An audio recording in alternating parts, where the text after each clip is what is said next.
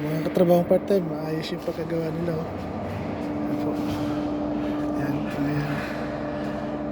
Yan po, papakita natin yung layout po niyan bago niya, paano ginawa yan. Yan po yung layout niyan. Layout. Yan po yung mga layout niya po sa U-bend. Yan.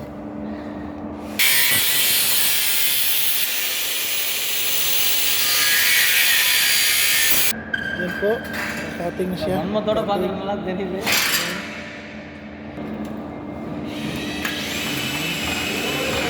siya na sa isang side po.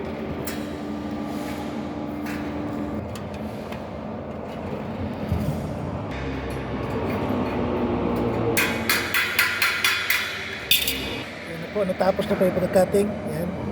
Yan po yung layout po niya.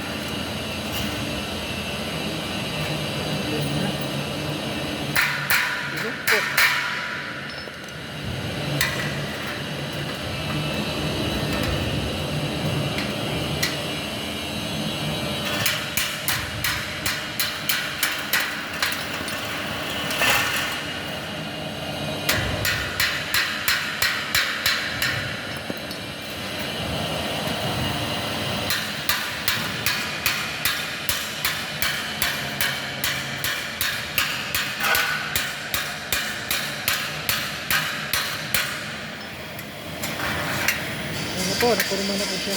Tapos lalagyan na po yan ng mga bolt. Tapos ang drill. Yan po pagkatapos na lalagyan po na ganyan bolt sa kanat. Yan, maser. Gaganyan po. Ito po ay isolator or isolator switch.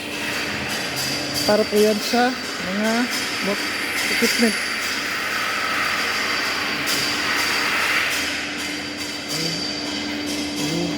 Maraming salamat po mga trabaho part-time.